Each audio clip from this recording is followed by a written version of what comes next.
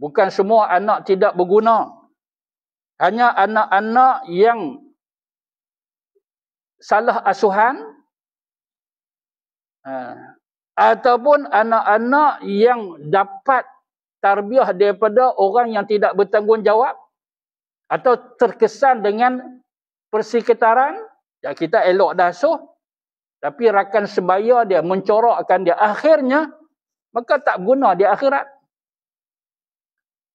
Tapi kalau yang elok-elok, insya-Allah, anak hafal Quran.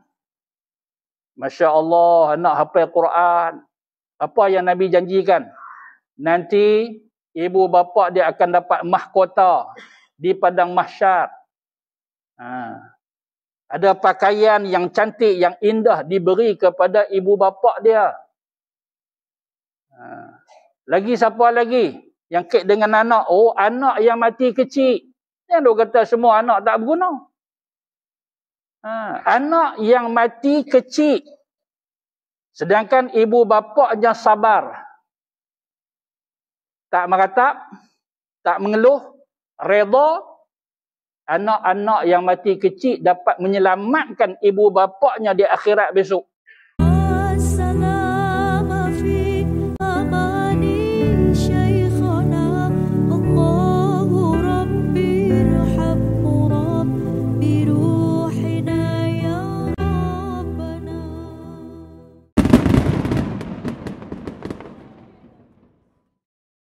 Dan pada waktu itu,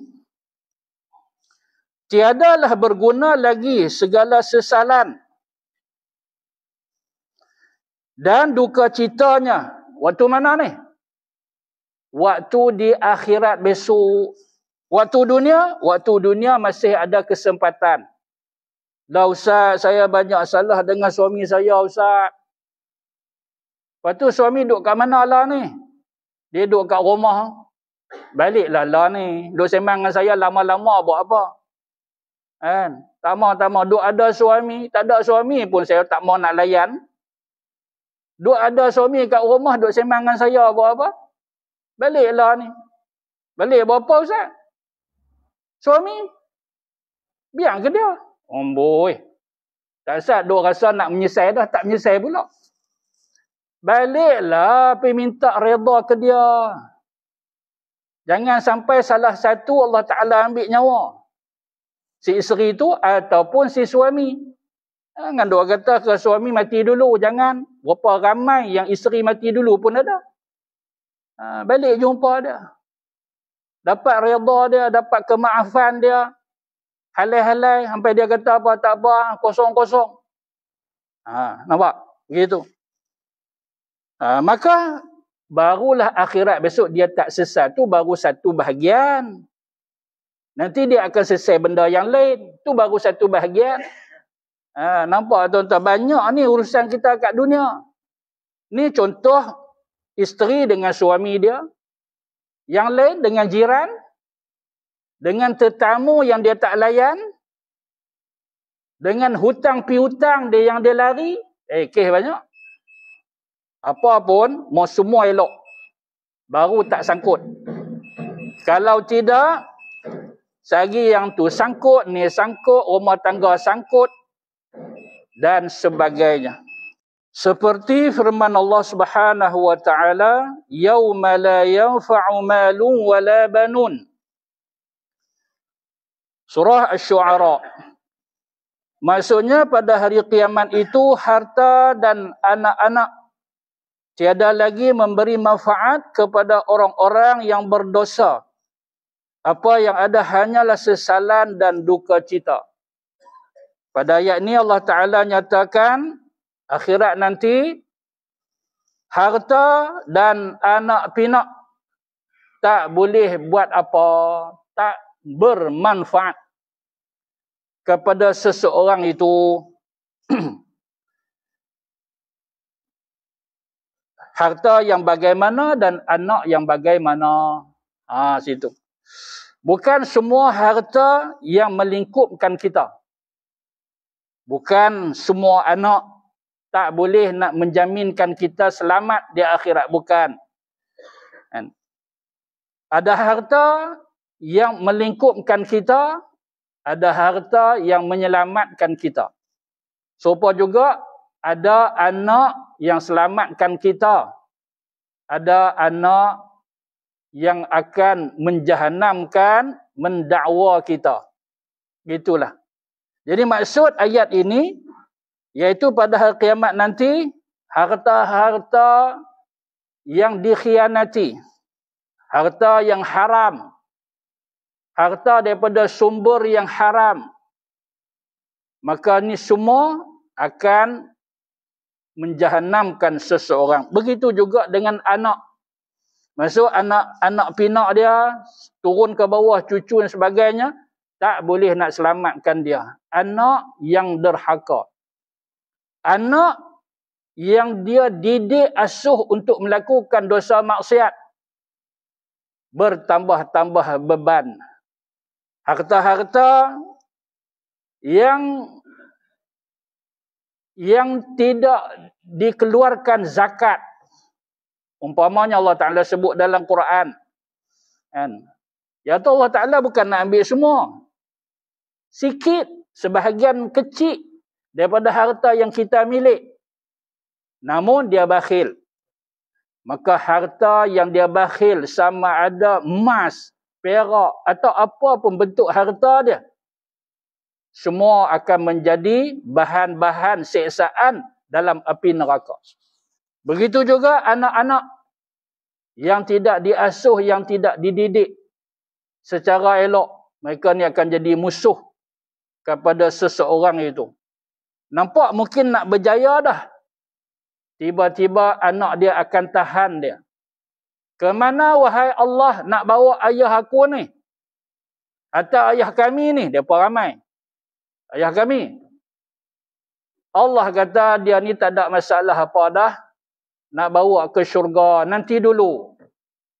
Macam mana pula dengan keadaan kami?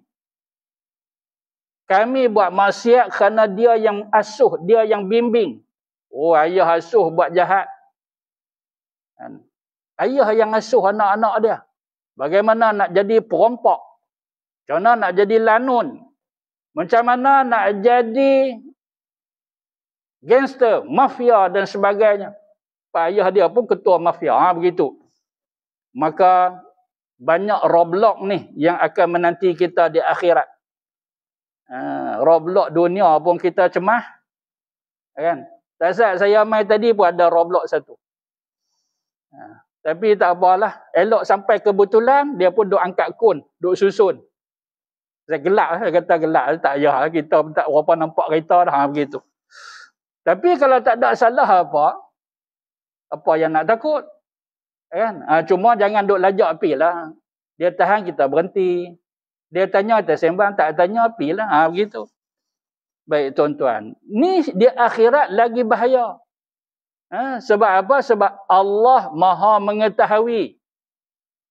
Sedangkan manusia ni sakat mana zahir sahaja.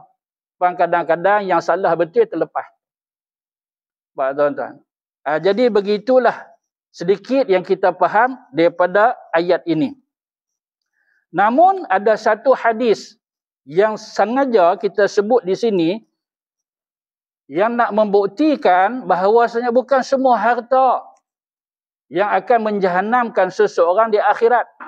Antaranya iaitu riwayat daripada Amr bin Al-As. Hadis ini adalah hadis yang sahih. Sabda Nabi, "Ya Amru." Nabi sebut nama dia Amru. "Wahai Amru, inni uridu an ab'asaka ala jaishin." Aku ingin menjadikan kamu ketua tentera dalam medan pertempuran. Ini nak hantar pasukan masuk berjihad melawan kufar. Kamu aku nak lantik sebagai ketua kepada tentera tersebut. Fayughnimakallahu, niscaya ada rezeki kamu dapat harta rampasan. Wa arghaba laka raghbatan minal mali salihatan, dan aku akan mengagihkan ada peruntukan kamu pada harta rampasan tersebut. Qultu, Amru, periwayat hadis ini dia kata sendiri. Aku berkata, inni lam uslim raghbatan fil mal. Wahai Rasulullah, sesungguhnya aku ni masuk Islam bukan kerana aku nak harta. Itu bukan matlamat aku. Bukan matlamat aku masuk Islam kerana nak harta. Innama aslamtu raghbatan fil Islam. Aku masuk Islam kerana aku nak betul-betul kemanisan Islam itu. Bukan kerana lain. Ada antara sahabat yang masuk Islam kerana wanita. Berhijrah kerana wanita. Nak kahwin dengan aku, hang mau hijrah dulu. Nanti bila hang dah hijrah, tak apalah, aku boleh terima hang jadi laki aku. Ini sahabat ni nama Amru bin Al-As. Dia kata, aku masuk Islam ya Rasulullah bukan kerana harta. Kerana aku nak Islam itu. Dengar sedap. Lihat praktikal yang Nabi dan para sahabat yang masuk Islam itu nampak elok, nampak cantik. Indahnya Islam. Bila sikit-sikit dapat syariat daripada Nabi. Indahnya hidup bersyariat. Tu keluar satu buku kan. Yang tajuk dia macam tu. Indahnya hidup bersyariat. Agak tebal. Kulit berkualiti. Siap. Muka suratnya pun cukup baik. Tak usah dok kira kepada harga. Memang mahal.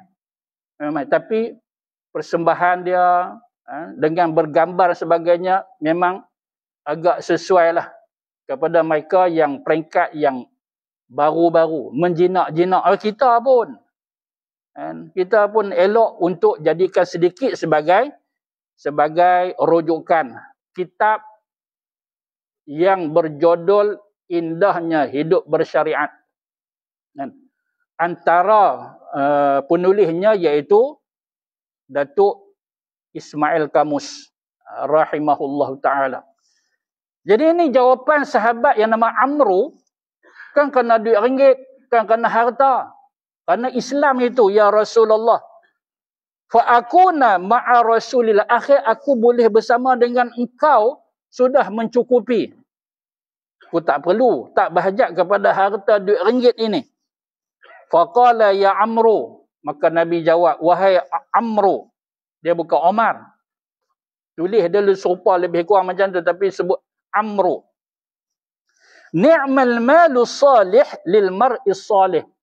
Nabi nak habang dekat Amru khususnya, kat kita juga secara umum, bukan harta semuanya boleh membahayakan kita, boleh mencelakakan kita. Tak. Dia terpulang kepada individu tersebut. Jadi sebab tu Nabi kata apa dia? Ni'mal malu salih lil mar'i salih. Sebaik-baik, sebagus-bagus harta yang halal itu adalah pada orang yang baik. Maksud kalau dia tu orang baik, orang soleh, insya-Allah harta dia berguna, bermanfaat kepada dia dunia akhirat. Jadi sebab tu kita ambil hadis ni supaya kita nampak ke ayat tu jelas. Yang kita baca tadi kan, bahawasanya yang Allah Ta'ala kata akhirat besok, harta anak pinak tak berguna. Bukan semua. Harta yang soleh kita dapat daripada hasil yang elok. Lalu kita belanjakan ke jalan Allah. Kita infak. Kita sedekah. Lain pada zakat. Kita buat wakaf. Tak ramai tak kat tabung masjid. Secara harian. Secara mingguan keumpamanya tak apa. Asyik ada saham kita. Semua harta ini bermanfaat. Dunia dan akhirat kita. Duduk dalam kubur. Ketika mahsyar. Maka mudah perjalanan kita melalui beberapa tapisan-tapisan alam yang kita akan tempuh. Dengan syarat diri kita tu dulu soleh ke tidak. Kalau tidak soleh, maka harta bukan yang soleh dia akan dapat. Melainkan harta yang masuk ke dia daripada sumber yang syubhah dan banyak yang haram. Apa tuan-tuan? Jadi bererti harta ini masih ada peluang untuk selamatkan kita. Hanya pilihan kepada kita. Mau dia berguna untuk kita ataupun tidak. Kalau nak berguna, ni serupa macam Amru bin Al-As. Kalau nak melingkupkan hang pilihlah. Salah satu daripada nama ni semua lingkup. Sama ada Namrud, atau Haman, atau Ubay bin Khalaf, lagi siapa? Qarun, lagi siapa lagi? Firaun dan sebagainya. Ini semua nama-nama yang harta-harta mereka lingkup dan melingkupkan mereka. Jadi tuan-tuan yang dirahmati Allah sekalian, begitu jugalah dengan anak. Bukan semua anak tidak berguna. Hanya anak-anak yang salah asuhan, ataupun anak-anak yang dapat tarbiyah daripada orang yang tidak bertanggungjawab, atau terkesan dengan persekitaran, ya kita elok dah asuh, tapi rakan sebaya dia mencorokkan dia, akhirnya maka tak guna di akhirat. Tapi kalau yang elok-elok, insya-Allah, anak hafal Quran. Masya-Allah, anak hafal Quran. Apa yang Nabi janjikan? Nanti ibu bapa dia akan dapat mahkota di padang mahsyar. Ada pakaian yang cantik, yang indah diberi kepada ibu bapa dia. Lagi siapa lagi? Yang kait dengan anak. Oh, anak yang mati kecil. Yang dia kata semua anak tak berguna. Anak yang mati kecil. Sedangkan ibu bapaknya sabar. Tak meratap. Tak mengeluh. Redha. Anak-anak yang mati kecil dapat menyelamatkan ibu bapaknya di akhirat besok. Bila Allah Ta'ala perintah anak-anak ni, masuklah kamu ke dalam syurga.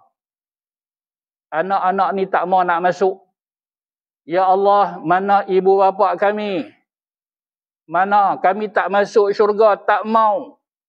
Duk tunggu apa kat sini, pilih masuk, tak mau. Mana ibu bapa kami? Cari. Dapat dia pimpin tangan ibu bapa dia masuk ke syurga. Apa tuan-tuan? Jadi tidaklah kesemua harta dapat melingkupkan seseorang. Begitu jugalah bukan semua jenis anak yang tidak berguna langsung. Maka ketentuannya pada diri kita sekarang ni. Sebab kita ada harta, kita ada anak kita. Sama ada anak lelaki atau anak perempuan, Allah Ta'ala kurnia kita redha. Ada Allah Ta'ala bagi anak sikit, redha. Ada Allah Ta'ala bagi anak perempuan semua, redha. Ada Allah Ta'ala bagi semua lelaki, redha. Bila redha, jangan merungut. Bila merungut, namanya apa? Tak redha. Ni satu sahabat saya. Dia jumpa saya satu hari. Dia kata kat saya, dia kata, Ustaz seronok lah. Anak Ustaz ramai. Saya kata balik. Saya kata, awak pun lebih kurang sama lah. Anak pun ramai juga. Tapi Ustaz, anak saya semua perempuan.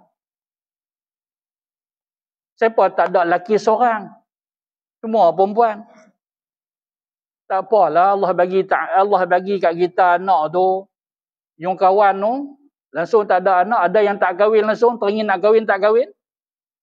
Sebab dia tak mau kahwin, bukan dia tak mau. Orang tak mau ke dia. Ada yang tak dapat kahwin, ada yang kahwin tak dapat anak. Ada dapat, tak lama meninggal. Dia dapat anak, tak pernah anak dia meninggal. Tapi kesemua dia kata perempuan. Redha dah, redha. Tapi nampak macam mengeluh. Dia kalau redha, dia tak boleh mengeluh. Terimalah. Tapi apa yang Allah Ta'ala bagi kepada dia selepas itu? Dia dapat cucu semua lelaki. Allah balas kat situ pula. Kan? Lepas pada tu dia mai dia kata, Alhamdulillah Ustaz, anak selamat bersalin. Lelaki lagi. Nampak? Redha tak? Takut yang tu pun dia tak redha. Awak tak main cucu perempuan? Tak salah tuan-tuan. Ni semua kita duk layan bisikan iblis setan ni. Kok ni tak kena, kok ni tak kena. Redha sudah. Kan? Allah nak bagi apa pun. Termasuk kalau Allah Ta'ala bagi anak cacat. Jangan merongut. Kan? Anak Down syndrome. Jangan merongut. Anak autism. Jangan merongut.